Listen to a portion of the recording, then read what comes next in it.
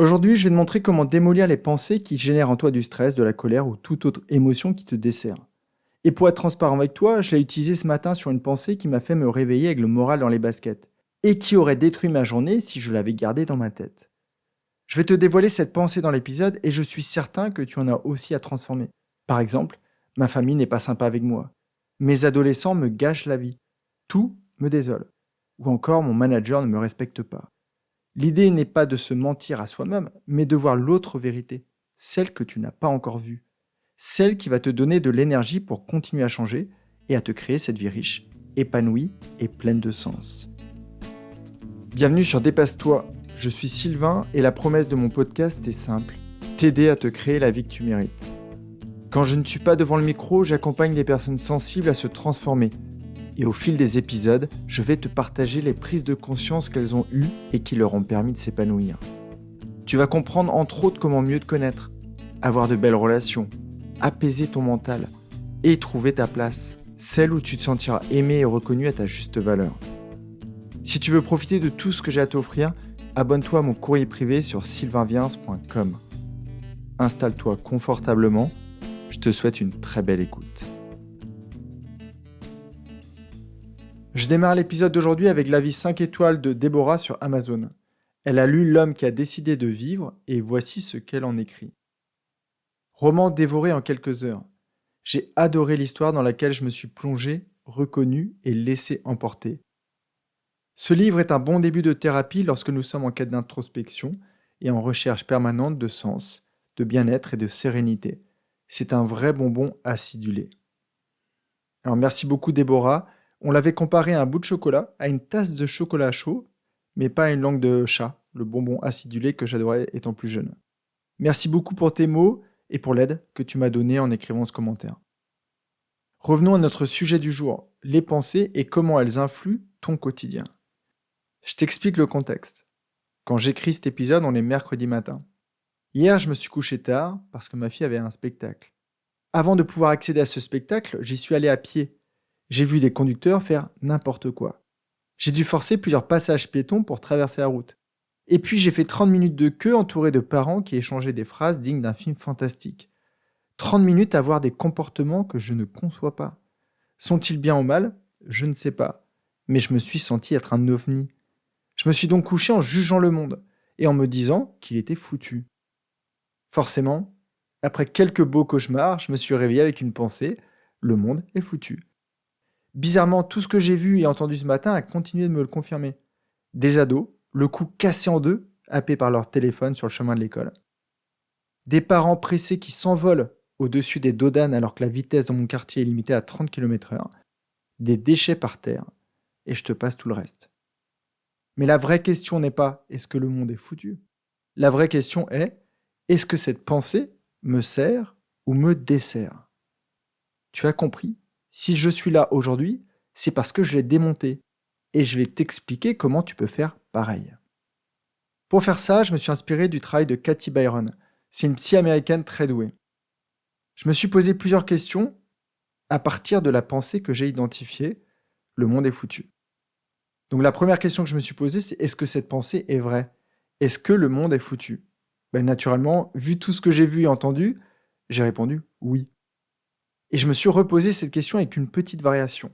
Est-ce que cette pensée est réellement vraie ? Et tu as remarqué que j'ai mis l'intonation sur réellement. Et là, ma réponse est plus nuancée. J'ai aussi vu des parents calmes et posés, le regard aimant. J'ai aussi vu des ados sans téléphone profiter de la nature autour d'eux. Donc, est-ce que c'est réellement vrai ? Non. C'est moi qui ai interprété le monde avec mon filtre d'hier soir. La troisième question, comment je réagis quand je crois cette pensée, que le monde est foutu ? Je ressens une sorte de ras-le-bol, un gros désespoir, une grande résignation. Je n'ai plus envie de faire quoi que ce soit pour ce monde. J'ai envie de m'acheter une cabane dans la forêt et de ne plus jamais en sortir. Je suis en colère, je me sens triste. Arrivé ici, je me posais la quatrième question. Qui serais-je sans cette pensée ?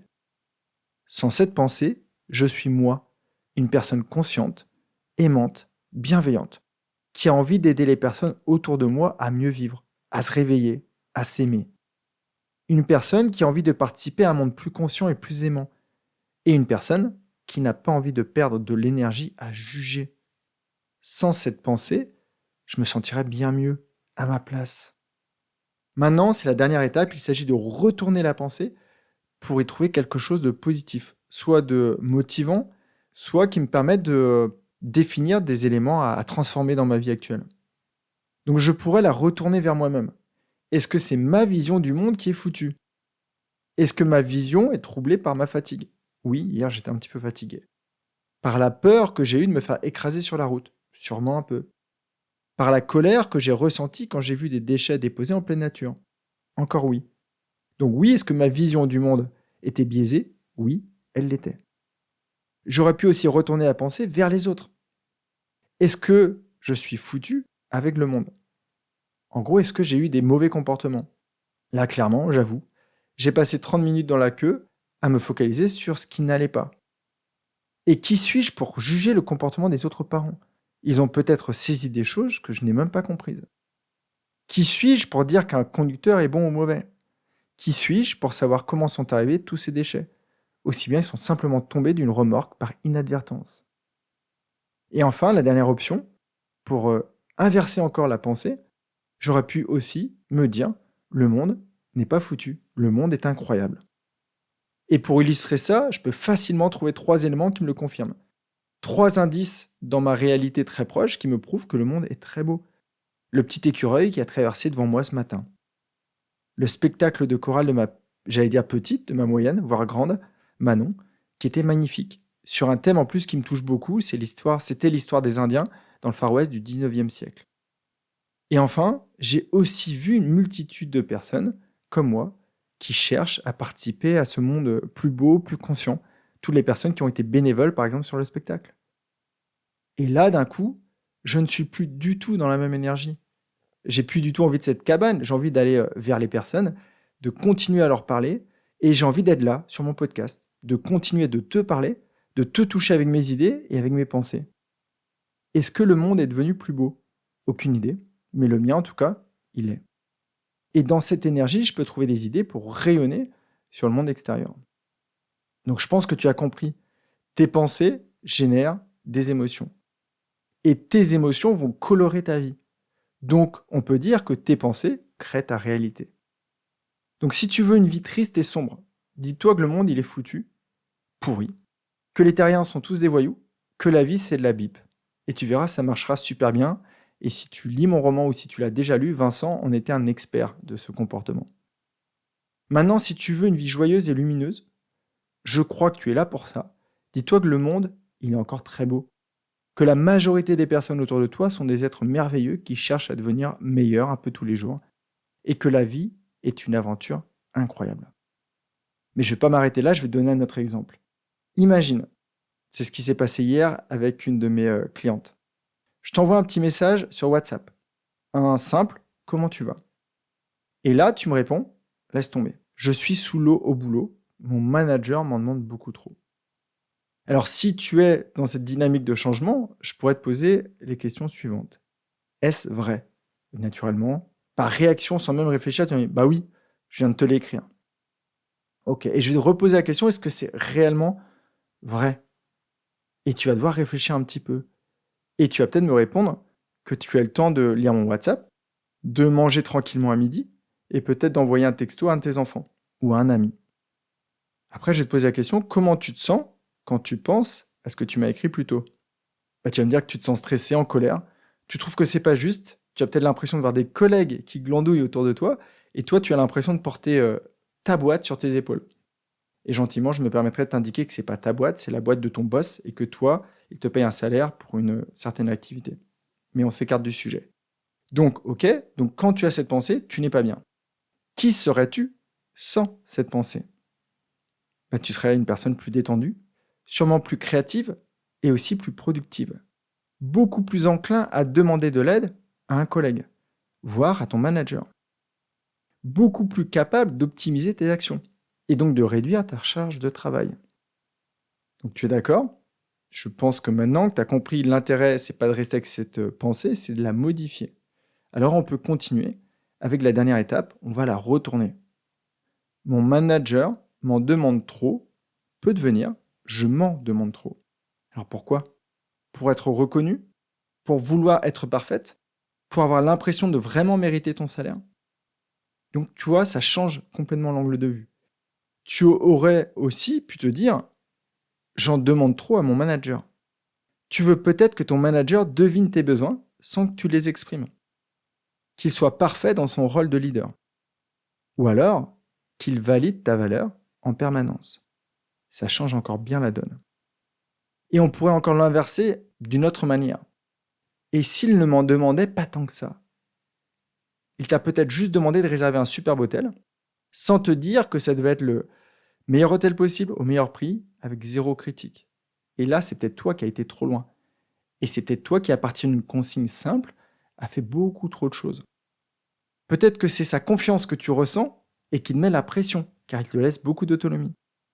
Peut-être qu'il ne vérifie pas tout et toi tu vois ça comme un manque de management, alors que lui il voit ça comme de la confiance. On peut changer complètement les angles de vue et voir la chose d'une manière totalement différente. Et quand tu fais ça, tu sors de la colère, tu sors de la tristesse, tu sors de la rancœur et tu retrouves beaucoup plus de clarté. La créativité revient et tu reprends le pouvoir sur la situation. Et peut-être même qu'en t'écrivant ça, si le sujet te concerne, peut-être que même tu t'es un peu redressé sur ta chaise en disant « Oh, j'avais pas vu ça comme ça ». Et donc, à chaque fois que tu fais ça dans n'importe quelle situation, en fait, ça te fait voir les choses d'une autre manière. Ça apporte de la souplesse aussi à ton cerveau, parce que tu es capable de renverser comme ça des situations. Et surtout, tu as de l'énergie.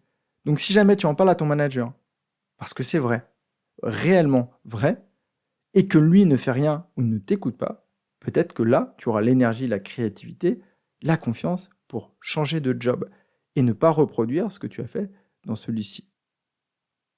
Voilà, c'est ce que j'avais envie de te partager aujourd'hui. Ce matin, je croyais que le monde était foutu. Maintenant, je sais que c'était juste une pensée. Et je te rappelle que tes pensées créent ta réalité. Donc, je te conseille de les observer, de prendre un peu de distance, de les retourner, de les transformer. Et c'est comme ça qu'on reprend le pouvoir sur sa vie. Et oui, peut-être que le monde n'est pas magique. Et oui, peut-être que ton boss t'en demande réellement beaucoup trop. Mais pour réagir, pour avancer, tu as besoin d'énergie, d'amour, de clarté, d'envie. Et c'est ce que j'ai essayé de te partager aujourd'hui à travers l'épisode. Je t'envoie plein de belles ondes et j'espère que Déborah, celle qui m'a laissé un avis, pas le personnage de mon roman, t'aura donné envie de mettre mon roman dans ton sac à main, peut-être dans ton sac de plage ou dans ta valise si tu pars en vacances. Tu as le lien pour te l'offrir dans les notes de l'épisode. Et moi, je te dis à très vite. Prends vraiment bien soin de toi. Bye bye. Si ce que tu as entendu t'a plu, je t'invite à continuer ton cheminement sur mon site sylvainviens.com. Et avant de poursuivre, pense à t'abonner à mes épisodes ici même sur la plateforme d'écoute et pense à partager ce message avec une personne qui t'est chère et qui, comme toi, mérite une vie riche et épanouie.